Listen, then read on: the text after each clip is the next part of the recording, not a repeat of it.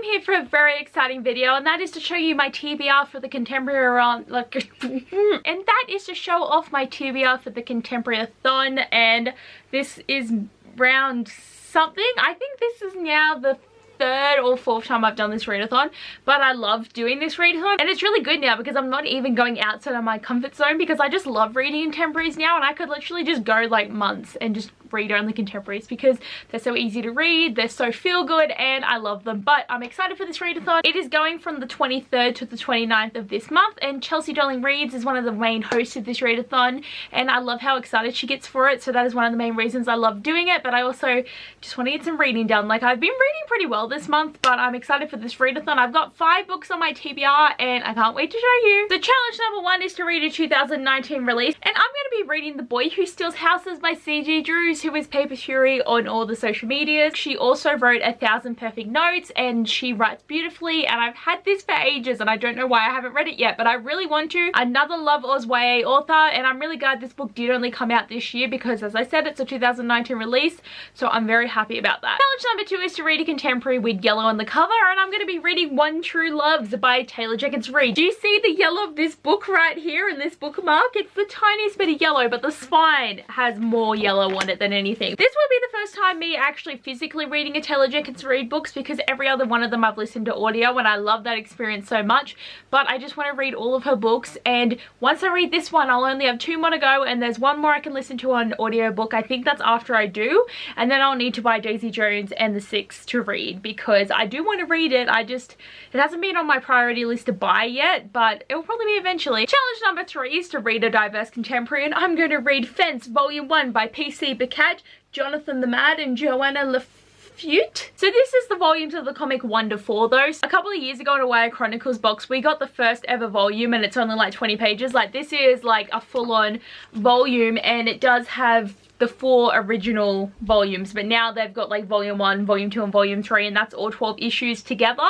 So I recently bought this because I wanted to read it, and this is really weird for me. I've never owned a comic book, and it's so little. Like, this is just a new experience, and there's like all these recommendations too of comic books at the end that I definitely see people talk about a lot on here.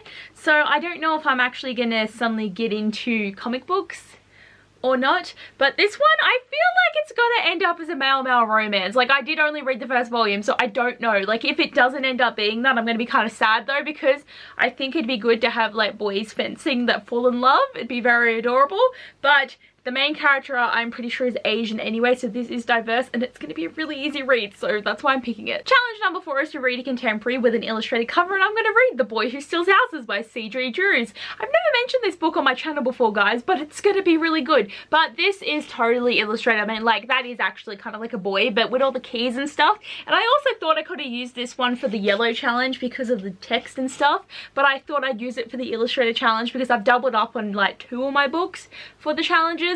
So this is where this one's going to work. Challenge number 5 is to read a dark/hard-hitting contemporary, and I'm going to read One True Loves by Taylor Jenkins Reid. The main character in this book marries her childhood sweetheart, and then he's on this mission and he dies, and then 8 years later she's about to marry someone else, and then her first husband comes back, so she's engaged to someone, her old husband comes back. I feel like it's going to be hard-hitting because she thought her husband died, and I feel like there's going to be a lot of pain of death in this, and also the decision of who do you pick. And imagine being in that situation, being the fiance, because it'd be like, damn, that is just too complicated to deal with right now. But I think it's going to be hard hitting. Challenge number 6 is to read a contemporary with plants on the cover, and I'm going to read We'll Always Have Summer by Jenny Han. Like, there's flowers just in this whole muckle of blah right here, and the letter U as well. But literally every one of these books in this trilogy I think I've read for a ContemporaryAthon, so it was about time that I finished this, even though I did not like the first 2 that much. The love triangle's just I'm not a fan,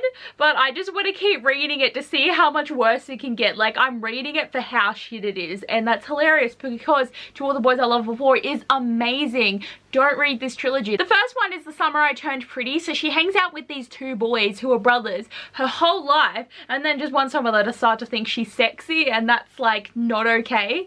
Like, just go get your own girlfriends and deal with your shit, and she should not be crushing on these boys because they're like awful, except for Jerome or Jeremy or whatever his name is. He's like okay, but of course she'll pick the bad guy because that's how everything ends. I'm just not a fan, and it's kind of really boring, and like the flashbacks are just weird. I just want to finish it so that it's done and I don't have to think about it again. And these books are quite small. I think it's only got like 300 and something pages, so it should be quick. And challenge number 7 is to read a book beloved by a member of the booktube community. And shocker, I'm picking my favorite person ever, SASHA from Sash Reads. I'll link her down below. Go follow her. Her content is getting so good and I just love watching her, and she's just my favorite person ever. She makes great videos. Most of the time I feel we very much relate, because I notice with both of us is we cannot film a video straight face. We always end up pulling expressions, you know, like just being really all the time, and I feel like that's what's bonded me with her, is I found someone as weird as me. And it's great because we buddy read, we talk all the time, we help each other out with our videos, and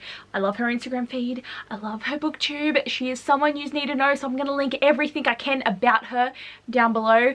Just go follow my best friend because she's amazing. But one of her favorite books is Summer Skin by Christy Eager, and what is hilarious is in the month of June or July, I got Sasha to pick my TBR and she picked this book.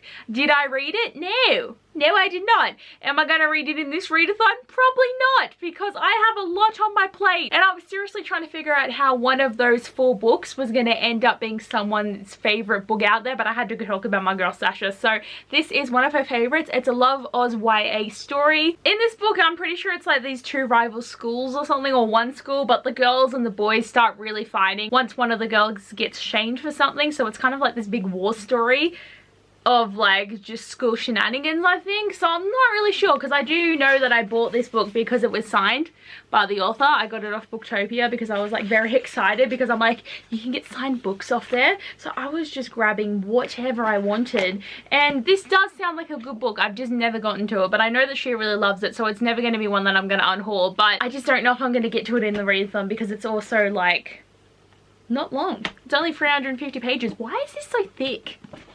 It doesn't make sense. So this is my TBR for the ContemporaryAthon, and I am very excited that my spines are only pink and yellow. I've got this. Get rid of that one. These are gorgeous. Look at that. That's just like a beautiful photo right there. Beautiful photo piece. I'm really got the theme of this readathon down pat. So I will be vlogging the whole week, so you guys are going to see how much I either do well or fail entirely. Probably leaning more against failing entirely, because maybe the pressure of having to read it in the week is where I'm going to just start losing it. But I'm really going to try. I'm excited. I'm like reading pretty quickly at the moment. I'm feeling that I can maintain that and also do better, but I don't want to put too much stress on myself, or I am just going to plummet into a hole. But anyway guys, thanks for watching this TBR. Hope you enjoyed, and I'll see you guys next time.